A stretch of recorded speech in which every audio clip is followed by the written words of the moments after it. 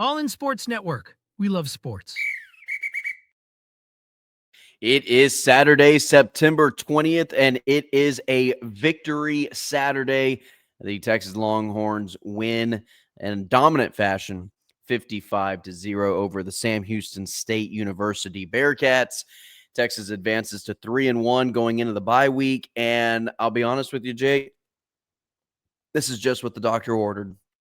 This is what you and I were thinking was going to be these 3 weeks going back, to San Jose State, going back to UTEP, but got what they needed to get out of Sam Houston State. They needed this game. And, man, did it feel good to see Arch standing over the defender in the end zone and just getting fired up on the sideline and just feeding in that energy. The crowd felt electric tonight. I mean, a complete polar opposite, whether it be from the crowd, from the team, from the coaching staff. Everybody just seemed like they were having fun out there, having a good time, beating up on a cupcake, one of the worst teams in the country, doing exactly what you're supposed to do.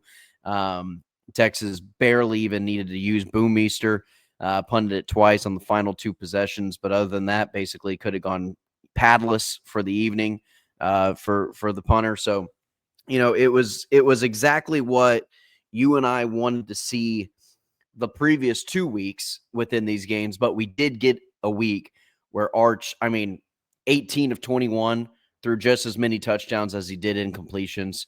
Throw in a couple of rushing touchdowns as well. It was what we wanted to see, needed to see out of Manning going into the bye week, going into Florida. Yeah, and I think a lot of people's first reaction is going to be, well, it's Sam Houston State, and there is a truthful component to that, but there's also the simple fact that Arch was just uncomfortable the last weeks against also inferior competition and was missing open receivers. Open receivers are open receivers, regardless of who you're playing against, and just missing them, whether he had time in the pocket or was about to get hit. In this game, he started a little shaky. He was throwing a little low. The first play was ugly, and you're like, uh-oh, here we go again. And then he hit one pass to a guy in the chest. It might have been more. And all of a sudden, the next play, he hits again. And then he hit. And then they start just getting more and more accurate as it went on. And then you see his celebration after he gets that running touchdown. And you're like, oh, this dude was in his head. Yep. And he felt the pressure, and he kind of let it all out tonight. And hopefully, and that doesn't mean the offense isn't going to have its struggles again against a good defense. But Florida's defense looks pretty solid. No, Florida's defense is good. I mean, they gave Florida, if Florida's offense wasn't completely inept, they're undefeated right now. They would have beat LSU, they'd have beat Miami, and they would have beat USF. Without a doubt. So Florida, I know what their record is, but that's not just some 1-3 you're going to go in there and run over them team. Yep. It's probably going to be a close contested game because their defense is really good. And I don't think this offense is just going to come out and drop 40 on them. I really don't. And Florida's also going to be the team where it's going to slightly concern me of how many losses in a row is a team that talented going to have, and they're at home, and it's just one of those things where they may not beat A&M next week, and if they come in riding a 4-game losing streak going into Texas, and it's just like, oh man, I really hope Florida wins next week. Yeah, is Florida have A&M next? No, Florida's on a bye as well. Okay, so they have A&M following Texas after following Texas. Texas. I think Auburn has A&M next week. But gotcha. Okay. But regardless, Texas now has something tangible on the field in progress for Arch, hitting open wide receivers. And he guys strike. He hit some really nice throws in this game. The deep crossing route to Moore was one of his best, if not his best throw on the season. Obviously, the deep ball to Wingo, him and Wingo getting some connection going in this game. And getting Wingo involved in the running game as well. Just getting him involved, period, was nice to see. Again, we're not going to say this all night long, but this is all prefaced, obviously, to it's against Sam Houston State. We get it. They're one of the worst teams in the country. We don't need to reiterate it. We don't need to repeat it after this. it was nice to see because, like Jake said earlier, Arch is missing those throws all season long. He's not hitting a 53-yard bomb right in stride to Wingo the previous 3 weeks. Absolutely not. He's not hitting that DeAndre Moore crossing route in the previous 3 weeks. Not even close.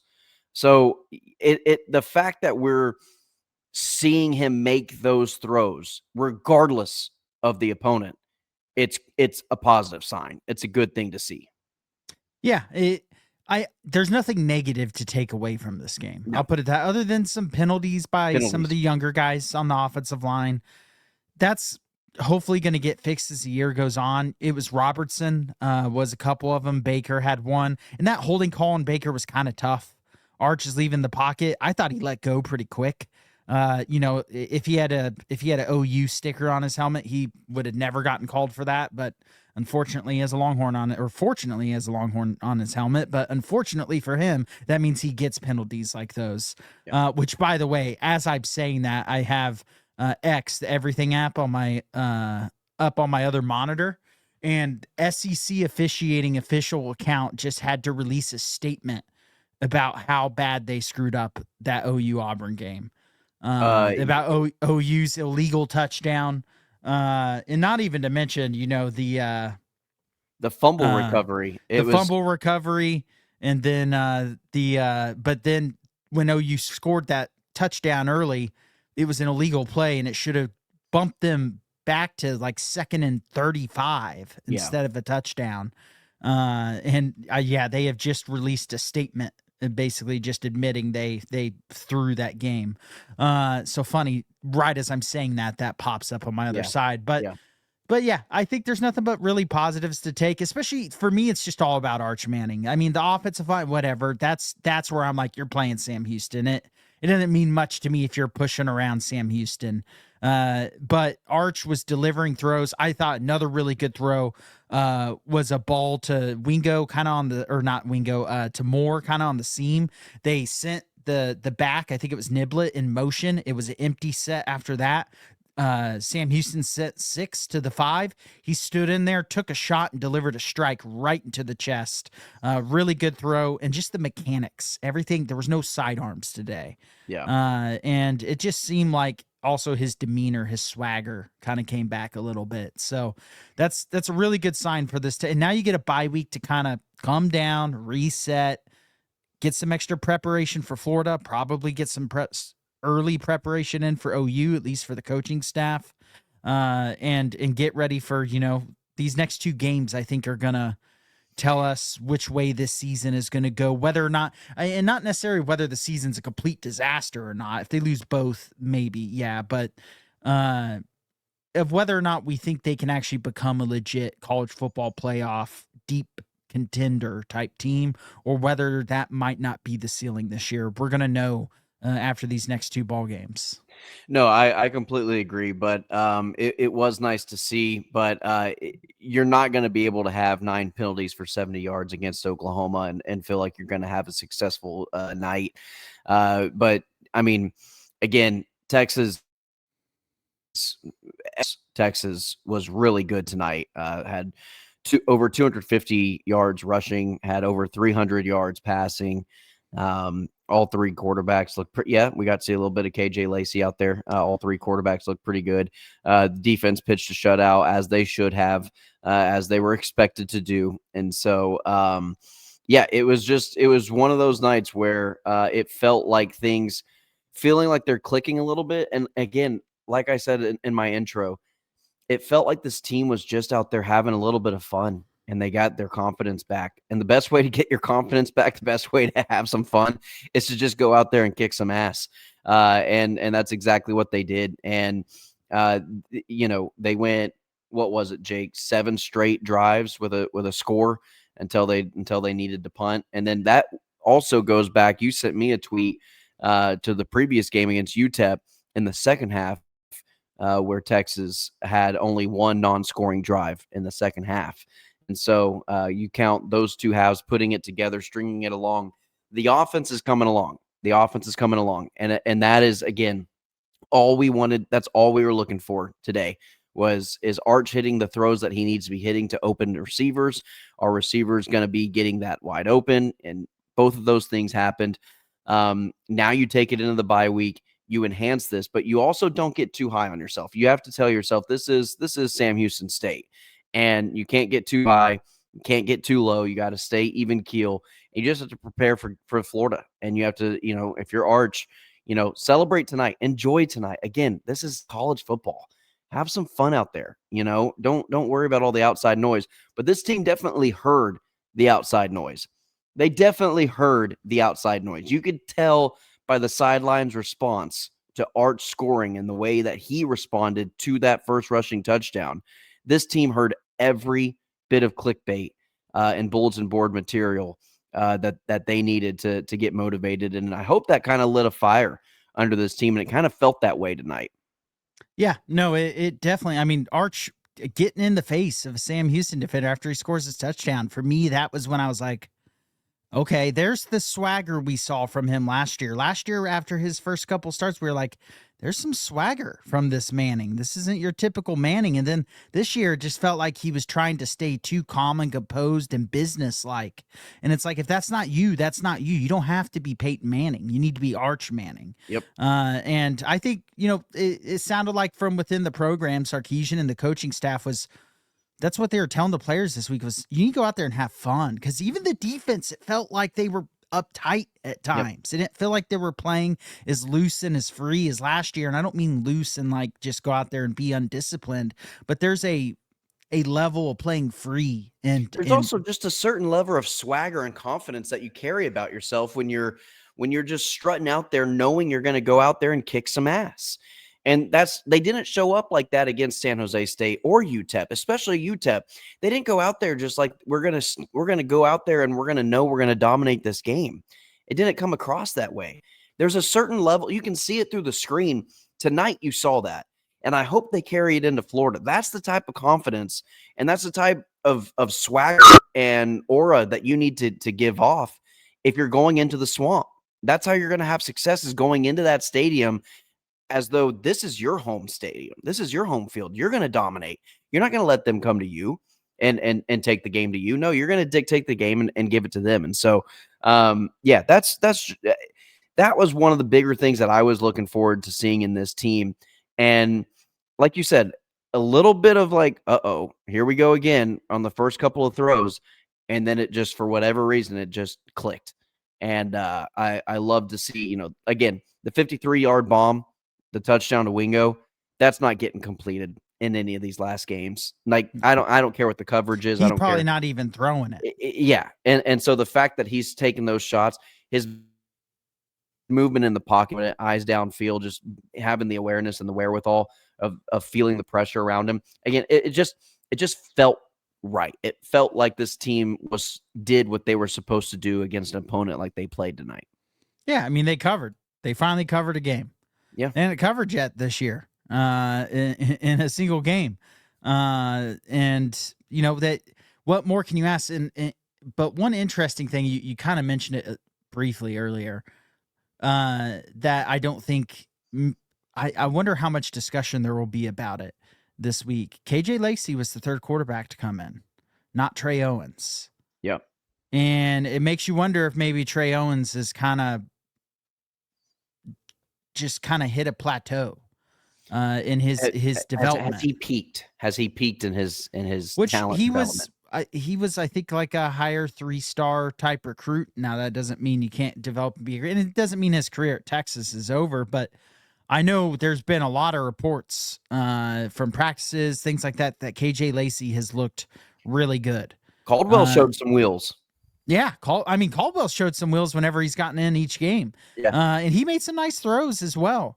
He looks like a competent guy and come in and lead the offense down some drives if needed. Hopefully it's not needed this year. But at least now, I'll tell you this, the thing I'm just so relieved about is we go into the bye week and just not have does there need to be a change at quarterback for Florida? That all that talk is quieted for now. Now, Florida might be having those conversations. Florida's got a lot of problems right now.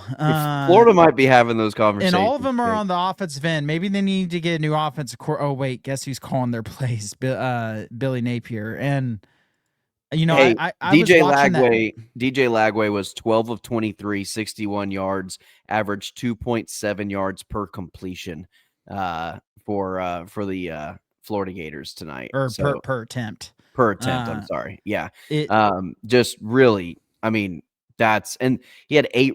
I mean, I think he got sacked a handful of times, but technically 8 carries for -8 yards. He's not even using his legs and being the dual threat that he typically has been, or what we knew him as last year. No, I mean, their offense just looks out of whack. Everything is, they're not really taking any downfield shots with Lagway, which confuses me. I don't know if it's a wide receiver issue, if it's a play calling issue, or if it's a Lagway issue. I haven't watched their tape. I don't know. And they're supposed to have this great offensive line, and they have some success at times running the ball, and then other times they're getting completely stifled. And but their defense is really good. Their defense is going to keep them in games, and they're going to win some football games this year against good teams because they were competitive against LSU, but Lagway simply threw that game away on his own. Yeah. And then now today against Miami, it was a 1-possession game going into the fourth quarter. And their offense had 8 yards in the fourth quarter. I think their offense ended up, with 141 total yards. Miami only had 344 yards. And when you consider that the Florida defense was out on the field for almost 37 minutes in that game, that's a pretty damn good defensive performance. I mean, yards per play, they don't have that stat up yet, but I think Miami was a little under 5 yards per play, just kind of trying to do the math in my head. And so, I really hope that the Florida offense doesn't find their swagger during the bye week, because this Texas defense should be able to have their way with that offense, which we're going to need the defense to play well in that game, because I don't think this game is great. It means Arch Manning's gotten some confidence back. We can say that at the least, but it doesn't mean they're going to go in the swamp and score 40. No, it doesn't mean that at all. But I will say this, Jake, I wanted to ask you, I mean, Texas has to have some of the best safety play in the entire country. Between Jelani McDonald and Michael Taft, those two guys, there's not, I don't know if there's a tandem of safeties in the country that can compete with them. I know you got Caleb Downs at Ohio State. Caleb Downs just outperforms duos. But Caleb Downs by himself is just as good as two guys. But man, I'm talking just as two safeties back there. I mean, where do you go as a quarterback? It just feels like if one guy's got deep, the other guy's got, by the line of scrimmage, and they just alternate and they just switch off and they play and complement each other so well. I think Jelani McDonald, in my opinion, Jake, Jelani McDonald's been the best defensive player on the field this season.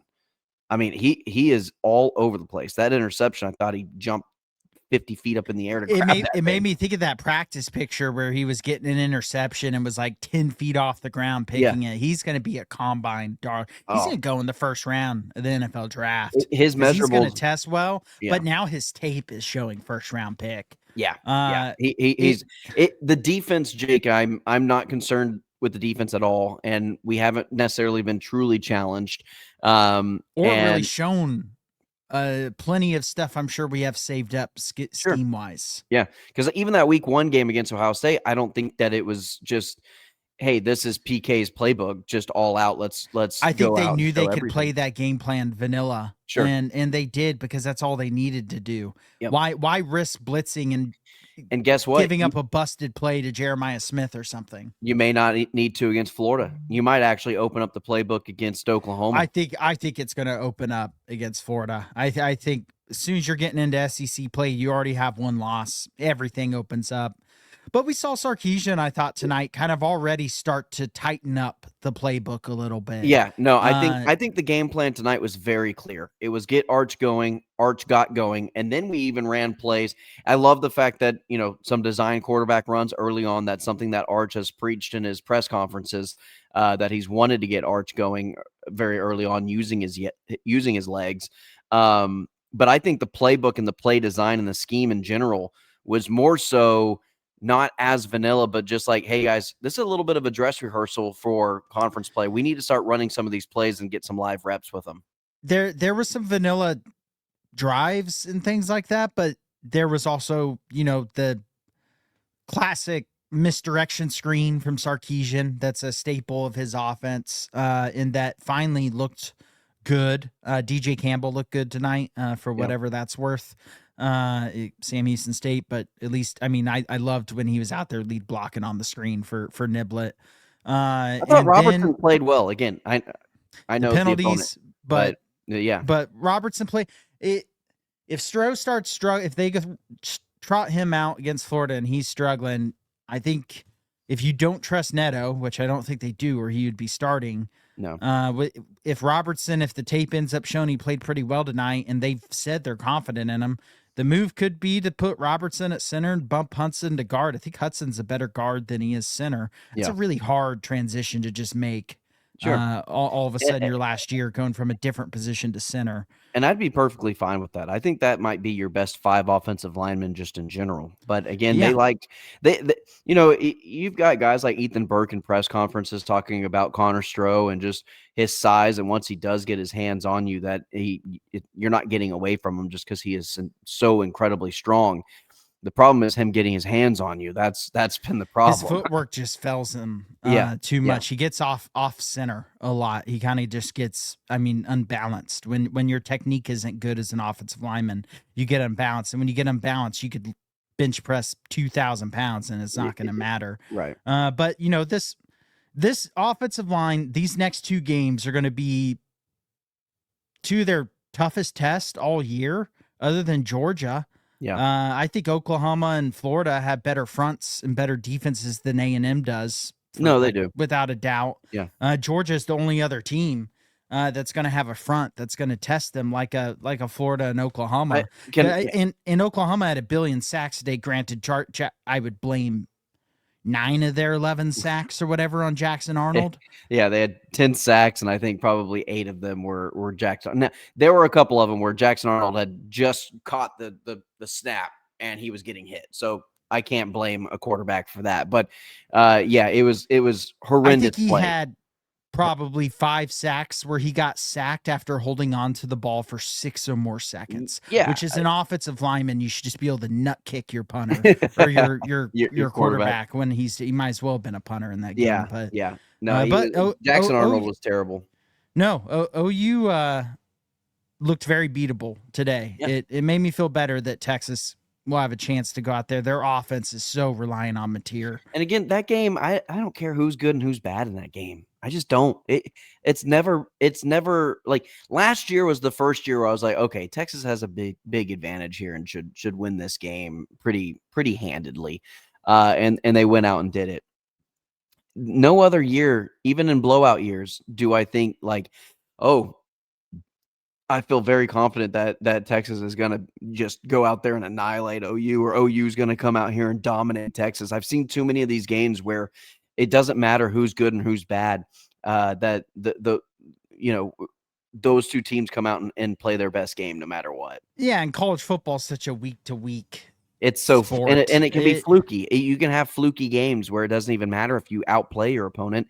You get enough flukes go your way, enough bounces, enough calls, then you might be in this thing regardless of how you play. So, but yeah, I'm looking forward to this bye week. I think Texas can build a lot from what they saw on the film from this game. Yeah, this is going to be the most fun film session they've had, I think, on both sides of the ball. I know the defense was good against Ohio State, but that was such a weird game. That was so vanilla because it was the first game of the year. And I think both coaches didn't want to stress their young offenses. And then both defenses were like, well, we're not going to get exotic and just give up a bust of a big play in a game where I think both coaches knew it was going to be very low scoring. Right. And so I think this on both sides of the ball will be the most fun film because you felt like Colin Simmons stopped pressing so much. Wingo stopped pressing so much. All of them stopped worrying about what magazines said they should be doing, what podcasts said they should be doing, what fans on social media said they should be doing, and just played football. When you just go out there and you just play the sport and you have fun, as long as you're playing with discipline and you're playing with intensity, typically good things happen. And so here's another problem too, is they've got agents telling them how good they should be, and they've got scouts in the NFL calling them up and telling them how good they should be. They've got other teams, other coaching staffs calling them and saying, hey man, in the offseason, if you don't want to go pro, just let me know. Just always kind of putting a bug in their ear. They've got somebody in their ear, in their phone, in their DMs from somebody that on what they should be doing. And it seems to me as though Sark had a couple of heart-to-heart conversations with a couple guys. I know he brought in Arch for a pretty good lengthy conversation in his office, just one-on-one, closed doors, and just, opened up. And just it feels to me as though Sark kind of got a little bit of control of these younger guys of like, guys, we go out there, we play football, we're a better team than 90% of this country, and so let's go out and do exactly that. Hey, Jake, before we can continue the conversation, but real quickly, I want to talk about Underdog, and I want to talk about some of the great entries that they have and some of the great games that you can play on Underdog. Jake and I, our two favorite things are what, Jake? Watching football and talking football and then making money while doing those two things. And you can do exactly that on Underdog. And if you use Horns, you can score $50 in bonus funds when you play your first $5. That's promo code HORNS. Millions of fans have already won billions making picks on Underdog. Will you be next? Jake, I know today's basically already wrapped up, and we still have at least I have some entries that are still have yet to be played out. Didn't have my best day out there today on Saturday, but I'm hoping that tomorrow we rebound. And I've got the Cowboys and Chicago game is a game that I'm keeping my eye on. I think two defenses who have struggled mightily. I'm going to go higher on the point total, which is higher than 48.5. I think Roma Dunze scores a receiving touchdown. I think Dak Prescott throws for at least two touchdowns. So I've got higher than a touchdown and a half for Dak Prescott. And Javonte Williams, who I think has been absolute workhorse and a very vital part of this Cowboys offense. I think he rushes or receives for at least a touchdown. I could see him getting a little receiving touchdown today and throw in a little double whammy for Dak's passing touchdowns. And so that's my entry. That's my big one for tomorrow's games. But yeah, I like that one. And now, Jake, you also have some Sunday entries as well. Yeah. There we go. I was going to say, am I going to have to pull it up or you got it? No, yeah, sorry. It was loading. I went with a bigger one this time. I've been kind of doing just the 3 to 4 entries, but I went with a little bit of a larger one for fun because I'm up quite a bit this year, not to brag, but also to brag. Yeah. And so, again, I've said this every week and it's worked out so far. Saquon Barkley, higher than half a rushing receiving touchdown. Every week that is there, I will take it. Baker Mayfield going higher than 1.5 passing touchdowns against the Jets. And CeeDee Lamb going higher than 82.5 receiving yards. That seems... CeeDee Lamb's had over 100 yards in every game, has he not? Yes. Yeah. Even in the Eagles game where he had drop issues, he still had like 120 yards or something like that. Dak Prescott going higher than 1.5 passing touchdowns against Chicago. And then Russell Wilson going lower than 246.5 passing plus rushing yards. That number seems high against a pretty good Kansas City defense. Yeah, well, they must have really liked what he did against the Dallas Cowboys. Yeah, they really liked what he did against soft cover 3 zones. Click the link in the description and you can go listen to us talk about Matt Eberflus's defense. The Texas defense on the field, as is with PK coaching them, just throw Cowboys uniforms on them. 100% would have gave up less points than what the Cowboys did. I have no doubt about that. I'm gonna actually repeat those sentiments. I actually completely agree with you on that one. All right, Jake. Well, hey, you must be 18 years or older, 19 years or older in Alabama and in Nebraska and Colorado for some games, 21 and over in Arizona, Massachusetts, and Virginia, and present in state where Underdog Fantasy operates to play these games. Assets shop.underdogfantasy.com/web/play and get terms for details. Offer not valid in Maryland, Michigan, Ohio, and Pennsylvania. If you're concerned with your play, call 1-800-GAMBLER or visit www.ncpgambling.org. In New York, call the 24/7 Hope line at 1-878-HOPE-NY or text HOPE-NY to 467-369. All right, Jake. I know we were kind of bouncing around in terms of what Texas could possibly look like and what they're going to be doing against Florida and Oklahoma. Again, I just want to, I think this game was big for Ryan Wingo, his confidence to get up. I think it was big for Arch, obviously. And you saw the defense kind of play a little bit looser. I'd like to see, I think Sark and the coaching staff can use this game and use this as a blueprint of how they're supposed to look when they play, how it's supposed to feel when they play. Obviously, things aren't always going to work out, as Arch isn't going to go 18 of 21 for 3 touchdowns and how many yards? Like 300 something yards passing today. Not every game is going to go that way for them, but again, it's how it felt. It's what it looked like. That's what it's supposed to be whenever this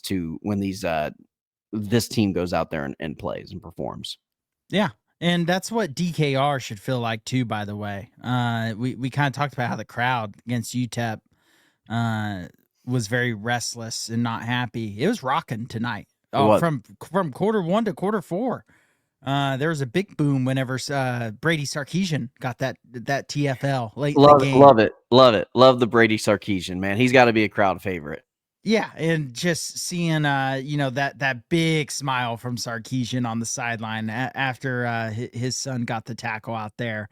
Tackle for loss. Yeah, tackle for loss, making a big play. It just made everything feel right for a week, and now we get and I'm so happy we get a bye week after this, just to kind of just to bask in it a little bit. Decompress from what was becoming just such a freak out. Just like you couldn't. Like you had said it earlier to me today. You're like, I can't watch a Texas video and look at the comments right now. No. Because it's just a lot of it was just unwarranted, even with Texas looking not great at times. It's just a bunch of idiots that don't really know what they're talking about. They're blaming the wrong thing, and they just go out there and they just spew out whatever they want. And then obviously that gets the most attention. So it's the top comment out there, even if people agree or disagree with it.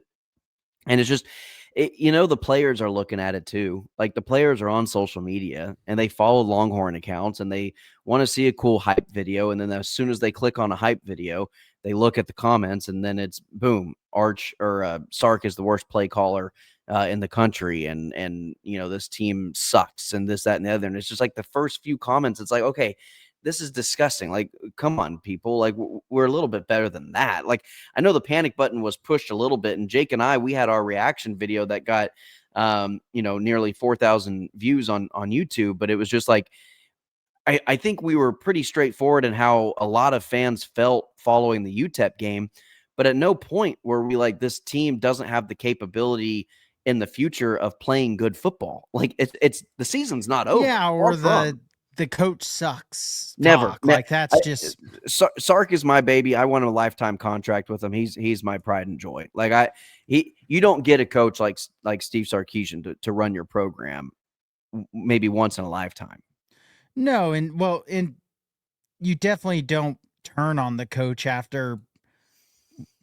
Well, big picture, Texas is 3-1 with a loss to the number 1 team in the country on the road by 7 points. Let's not press the panic button before you need to. Yeah. Hey, I had the panic button out. The panic button for me is now shut. It's in its case. And I think I'm going to actually slide it in the drawer. It's still at my desk, but I think I'm going to slide it in the drawer.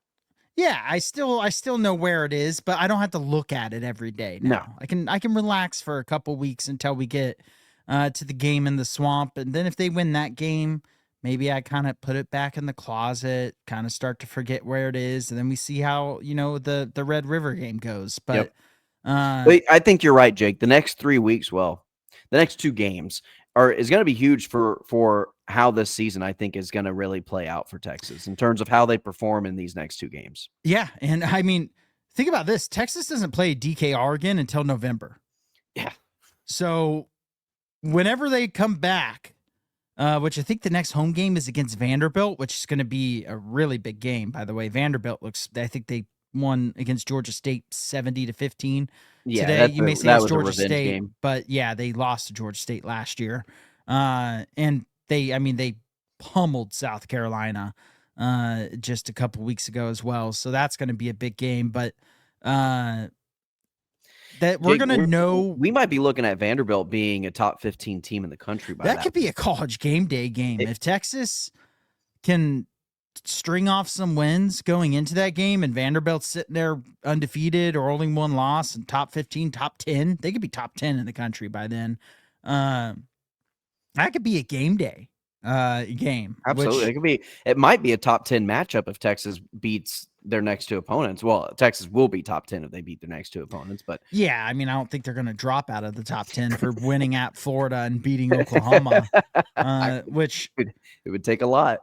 Which, by the way, I think maybe Heisman odds should just stop being shown this year because every time they put someone at the top of the Heisman voting, they go out and don't have the greatest game. It'll be John Mateer until proven otherwise.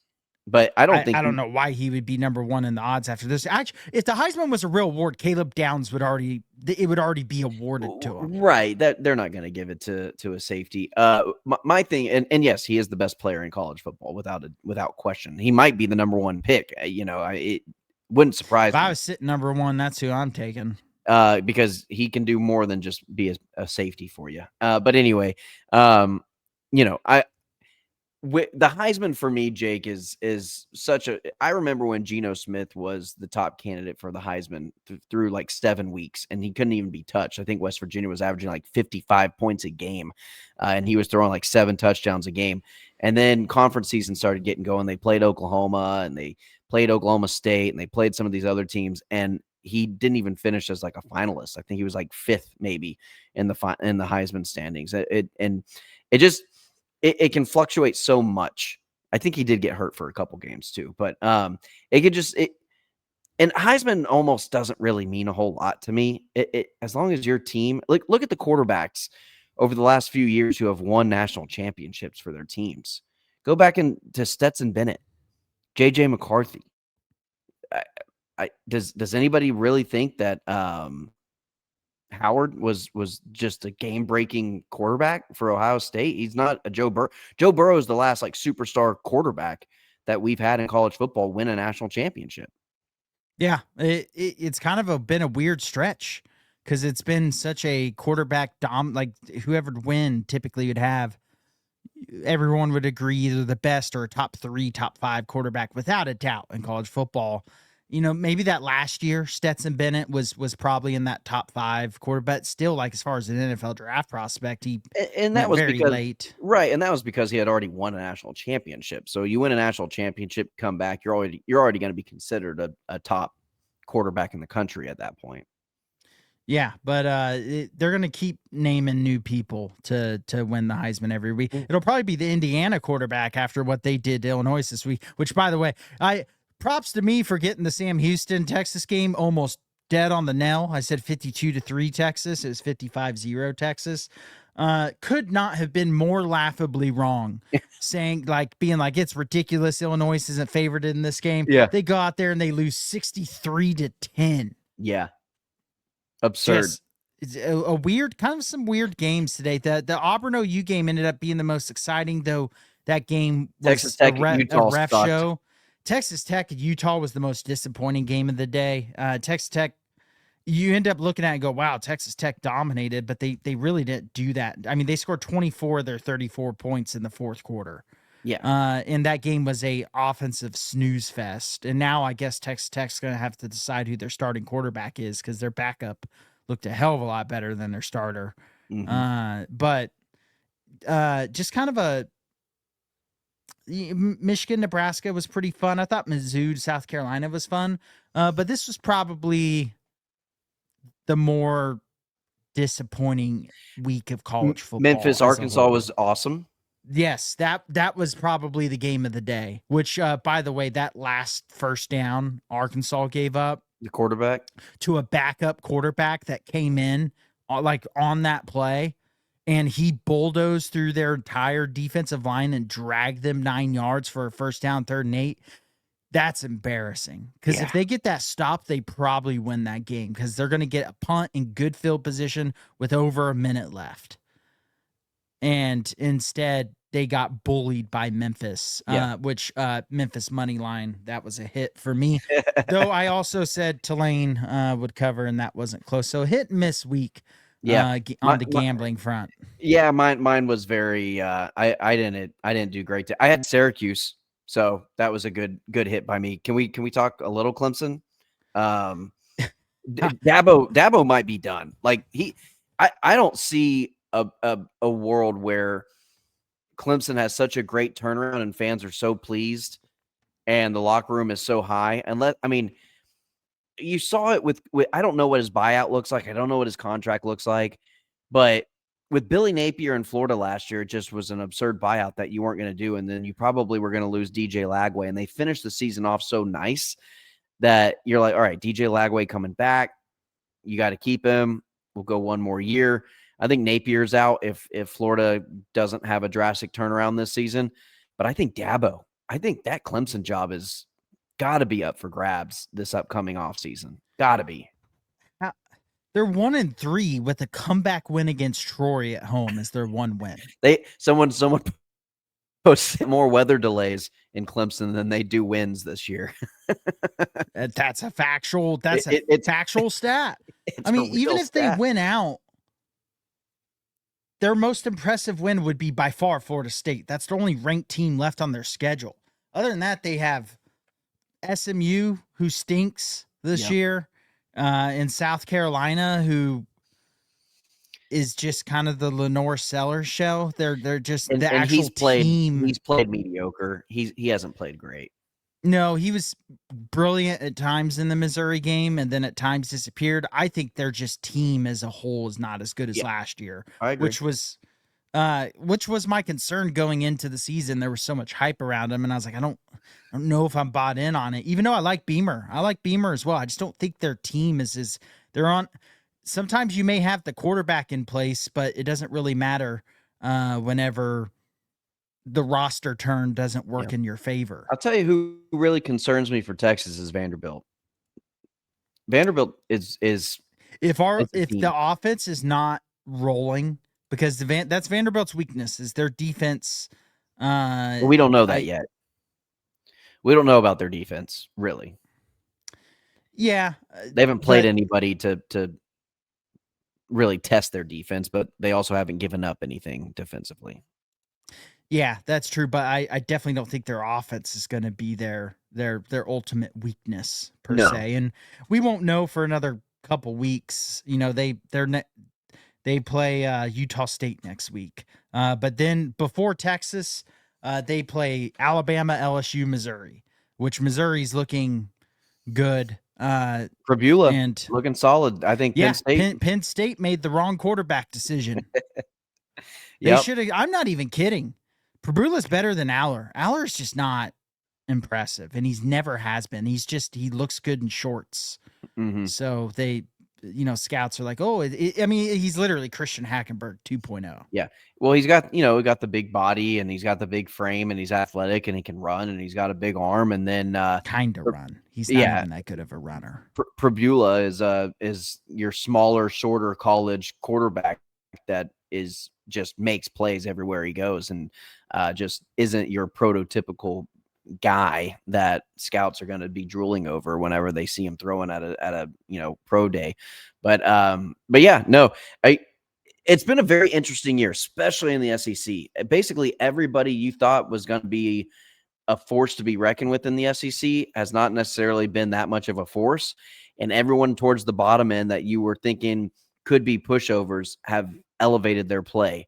And I think that the discrepancy from top to bottom in the SEC has really become pretty washed in terms of, there's not really, I don't think there's just a top dog dominant team that has just looked great from anybody in the SEC. That's just like that's your shoe in Alabama, Georgia type team. Because I wouldn't give that to LSU right now. I still You would give it to Georgia you would until give it proven otherwise. you would give it to Georgia until proven otherwise, but still they've had a little bit of a hiccup. But again, they are the best team in the SEC as of right now. And then, other than that, I don't know who your A tier team in the SEC is. You would maybe say A&M, but I don't know. I guess Are you you'll that find impressed out. with Notre Dame? You'll find out more about you'll find more out about A&M on their stretch of at Arkansas, at LSU, at Missouri, and then home against South Carolina later in the season. That'll be when you figure out if A&M's legit because I don't think Notre Dame's a very good football team this year. Their defense looked bad against Purdue. I don't think Notre Dame's going to even sniff the playoff. In fact, I think they might lose at Arkansas. Even though Arkansas just lost to Memphis, Arkansas's got a good offense. They're going to score points against that Notre Dame defense. Yeah. I think Notre Dame on their pretty weak schedule has maybe a couple losses left in them. And probably they should already just be out of the playoff, honestly. I mean, they could easily lose to USC, and that's still on their schedule. Yeah, they could lose to Boise State. They could lose to Arkansas. They could lose to Syracuse. They could even lose at Pitt. I could see that being a weird game. Play Syracuse. Yeah. Yeah, they play Syracuse later this year, who I don't know how much stock you take in that win at Clemson today. I mean, people are going to buy it, and then they're going to immediately regret their investment. Clemson appears to have just given up. And it's so weird because you've got a leader like Cade Klubnik that the locker room has rallied behind before. And we just saw Cade Klubnik be the only quarterback on an entire season that could dice up Texas. And they can't get over 100 yards. It's like they can't move the ball at all. They got Boo Birds today. I mean, they got Boo Birds against Troy. They would have got Boo Birds against Georgia Tech if that was at home, but that was at Georgia Tech. Yeah. Georgia Tech just looked like a better team. That game really shouldn't have been as close as it was. No, that game had no business being that close. Georgia Tech that was a weird game where you felt like Georgia Tech was the much better football team, but Clemson was able to just make enough out of some of their drives, and Georgia Tech didn't finish some of their drives to where it ended up being close. But in Clemson's this is the thing about our immediate reaction episodes. Typically, Texas has been playing earlier in the day, and we don't have any of the other games to talk about. And now we have a whole day of games that we can talk about. And it was a 55-0 win against Sam Houston State for Texas. And now, it's going to be our longest immediate reaction episode of the season because you and I are just going down games and just talking ball. It's just two guys talking ball. I love it. And you and I, we haven't really talked all that much today. So I'm just getting your opinions for the first time really on today's Saturday. Yeah, I mean, let's talk about Michigan, Nebraska for a second because I thought Nebraska was going to be. I had Nebraska money line in this one. I had Nebraska outright in this game. I thought home field advantage was going to play a much bigger role in this game. Their run defense, abysmal. Yeah, Bryce Underwood went 12 of 22 for 105 yards, and it was a backdoor cover from Nebraska, or not cover from Nebraska, but they got that. They lost by 3. I don't know what the spread was, but I know it was 27-30 was the final. And they got that 27 after it was already a 10-point lead with a couple minutes left in the game. Like Michigan had already won that game. Yeah, and let's not forget one of those touchdowns for Nebraska was the Hail Mary, but you knew Nebraska was in trouble when they opened up the game just going right down the field, and then they turn it over in the red zone on downs. Yep. Then they get the ball in good field position. They miss a field goal. Then they throw an interception. And then all of a sudden, they've played much better than Michigan, and they're losing 10-0. 10-0. Yep. And you're sitting there going, same old Nebraska. Yep. And they're probably going to fire Matt Rule, and they're going to hire a coach, and it's just going to be the same cycle again. Yeah. Because I will say this is the best Nebraska has played football, so I really don't know. I don't think is it really? They barely beat Cincinnati, who's not very good. They beat the snot out of Akron and Houston Christian. Cool. And then they lost at home in what should have been their coming out party against, to me, a Michigan team that has no business being ranked. No, they were on the level of where Wisconsin currently is, though, at points in the last decade. I mean, they might make a bowl game this year. We'll see. They might not make a bowl game this year. They could lose to Maryland. They could lose at Minnesota. They could lose to USC. They'll probably lose to Penn State. Drew Aller could throw. Drew Aller's just a good bet to throw a game away at some point this year. But they have a pretty weak schedule, so they certainly should make a bowl game. But I see, that's where I'm at, and I think that I think Matt Rule has this team playing well enough to be 7 wins. Yeah, which I guess that's impressive for Nebraska. Hey, from where Nebraska's been in the last decade, they'll take it.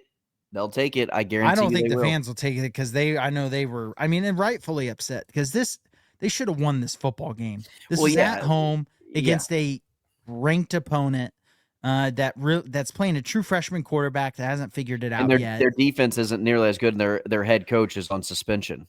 No, the Michigan defense is not even close to what it's been the last several years. I mean, I think I'll put it this way. I would be shocked if Michigan won. I know last year I'd have been shocked. I was shocked they beat Ohio State. I really don't see it happening this year unless Bryce Underwood, just gets markedly better. But the Big Ten's so weird this year because, I look at it and I look at Michigan's schedule and it's like, they're probably not going to lose many games. Indiana might be in it again. We don't know. I mean, the way they play today. I mean, the bottom of the Big Ten is just from outside of the top, 4 teams in the Big Ten, it's just bad. I mean, Wisconsin is one of the worst major conference teams in the country. Just so bad. UCLA and Oklahoma State would be UCLA and Oklahoma State should play against each other because, by the way, Oklahoma State lost to Tulsa at home. Yeah. UCLA and Oklahoma State should have to play each other, and loser has to terminate their football program. Did you see what TCU did to SMU today? Yeah, I was watching some of that game. Yeah, that receiver had 300 yards receiving and 3 touchdowns, and it all basically came in the second half. It just SMU's defense is just putrid. Ugh. There's some really bad defenses out there right now. Yeah, which I guess I'm glad we don't have to deal with that for Texas because there are. I mean, that Baylor defense isn't very good. I mean, they got the only way you can give up a bunch of points to Auburn is if you just let them run the football at will. Because is what they did. If Auburn can't run the football, Jackson Arnold looks frozen. There's a couple times where I was like, oh, is my screen buffering? Because it's just he's in the pocket and he's like, it just doesn't move. It's like he's doing the mannequin challenge from when we were in college. It's like he's not even breathing. It's just like he's just completely still. Typically, a younger quarterback's problem is leaving the pocket too early. Yeah. Jackson Arnold just sits there and goes, I expect my offensive line to block for me for 45 seconds. Yeah. And so here's that I can miss 5 wide open wide receivers down. And I also think on top of that, the Auburn offensive line just really isn't that great. They're not a top-end offensive line to begin with, but then you throw in Jackson Arnold standing there for 20 seconds at a time, then it only gets Oklahoma worse. should have had 3 or 4 sacks this game, which is a good amount of sacks in a game against, again, what is Auburn doing? What is Auburn doing ranked? The AP poll is just, it's such a joke. They didn't want to rank USF because USF lost to the number 4 team in the they drop country. USF out immediately after they lose, even though they still have one of the better resumes in the country, which I guess now, by the way, Memphis is leading the G5 conversation. Tulane kind of knocked themselves out. I would say UNLV and Memphis are the top 2 teams. UNLV had to come from behind victory today, though. So, and they were struggling. UNLV's looked not very. Their best win is UCLA, and UCLA might be the worst team in the country. Yeah, again, I think UCLA, Oklahoma State, Sam Houston State, Kent State. Gundy's got to go. We talked about Dabo. Gundy's got to go. How's he not? Oklahoma State has rich donors. Obviously, they had the Boone Pickens fund that's never ending. I would have thought the NIL era, they would have been closer to Texas Tech And just far as I have a feeling that it's Gundy. Like he's just kind of stuck in the ways that he's always ran the program. They need a new voice in there for sure. Same with Clemson. he should have been fired after last year. I think him just beating OU in their last game like bought him too much time. Yeah. Like they kind of lived off that season, which I guess Texas broke them because they've never been the same since that Big 12 championship game. But No. you'd imagine losing to a bad Tulsa team at home. I mean, Gundy should be fired now. Tulsa, do you want to know what Tulsa's done this year? They beat Abilene Christian in their game one, who's I think newly FCS, maybe they've been D2. Oh yeah, FCS. I was like, they're definitely not FBS. They're definitely not FBS. Then they lost to New Mexico State, and then they got blown out at home against Navy, and then they went to Oklahoma State and won. Yeah. So and it was ugly. Like 19-12 was the final. Yeah, 19-12 was the final. It was 16-3 at halftime. Ew. And the Boo Birds came flying out. They just We've lost been in to that stadium a couple times, Jake. Yeah, I mean I've been there a handful of times because I've been there a couple times. I went randomly when I was in college. I bought tickets at 3 a.m. while not exactly sober to go to a college game day. I slept for like 4 hours, got up, drove to Stillwater, went to college game day for Baylor, Oklahoma State, when they were both top 10 in the country. Went to give, it was freezing cold, and I had Walmart cheap winter clothes. Froze my butt off the whole day with a group of buddies, and then watched Oklahoma State kick the crap out of Baylor. Yeah. And then you and I, we went, and that's whenever we've told this story before on this podcast, so we don't need to hash it out again. But you getting into it with the defenseless receiver. Yeah, I was completely in the right, by the way. But, and also, too, how do you not fire Gundy? That stadium was full for the Tulsa game. It was sold out. They had just lost 69-3 to Oregon, and their fans showed up, and then they reward them by losing to Tulsa at home. But the college football world is just in a weird. You have some programs that you're not used to just being a dumpster fire that are just a dumpster fire right now, and the SEC doesn't. Georgia's probably your top dog, but I don't think they're just as clear as a top dog as they've been in the past. Sure. You have the Big Ten, which might be the weirdest conference, just because you have the number 1 and the number two team in the country, Penn State. I think Oregon's better than Penn State right now, and we're going to find out because guess where college game day's at next week. Yep, Penn State at Oregon. Wide out. It's at Penn State. Yeah. What a great week to have a bye week for Texas. Oh by the way. You got Ryder Cup, and then you also have Alabama, Georgia, and you've got Penn State, Oregon, and the Ryder Cup all on the same day. Look out for Alabama in that game. Yeah, Alabama absolutely. finds ways to beat Georgia. Alabama's been playing better football. No, absolutely. Everyone's judging them purely off that one game and just wrote them off. I think writing off a team as talented as Alabama, and I do think DeBoer is a good coach. I think it's silly. I think Alabama fans have written off Alabama, and I think Alabama is one of the more talented teams in the entire country. They turn it on for one night. They can beat anybody in the country. All they have to do is turn it on. What do you think? Here, let's have you guess a couple spreads real quick before we sign off. I think. What do you think the spin? What do you think the spread for Penn State Oregon is? Penn State. I'm going to say 2.5. Penn State 3.5. Penn State 3.5. I will be betting Oregon money line. I can just already tell you that prediction now. No one's surprised by that with my. Which also another game we have next week, by the way, Tennessee at Mississippi State. That's all of a sudden Mississippi rank them. How is Mississippi State not ranked? Again, AP poll joke. Yeah, as Josh Pate would say, drugs. Unity.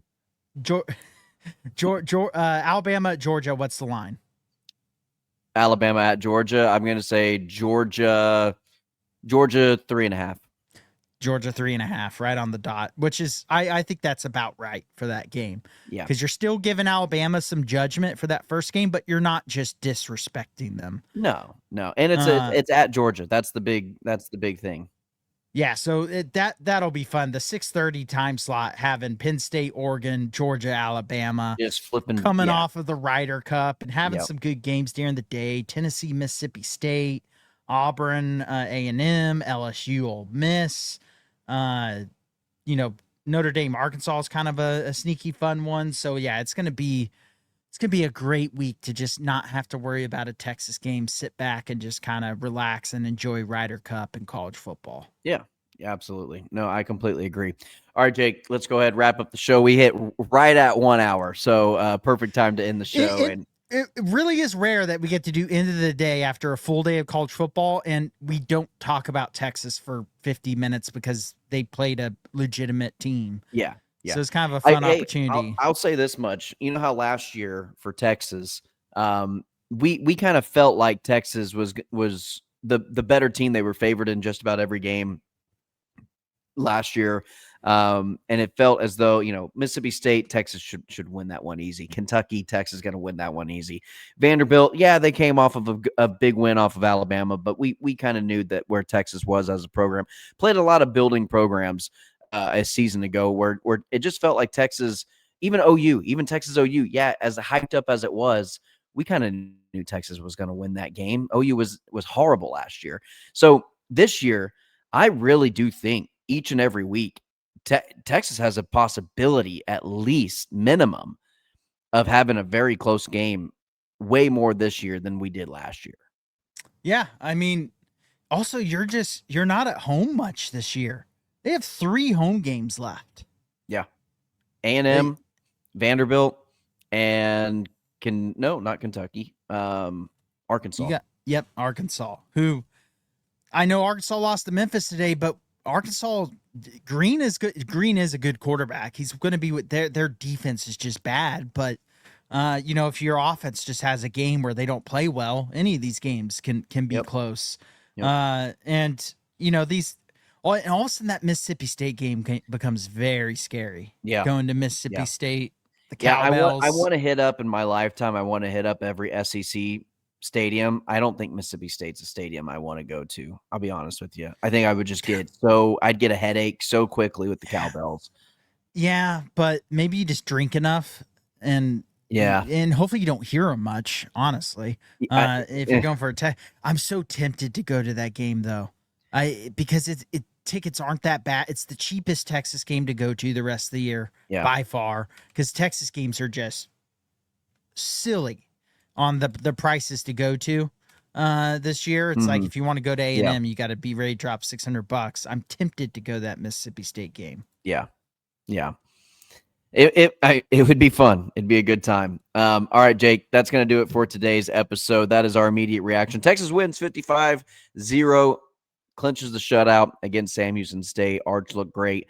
And going into the bye week, Jake and I may just go Monday through Friday next week. We'll figure that one out. Haven't discussed that one. I just kind of laid that one on him just now. So we'll talk about it.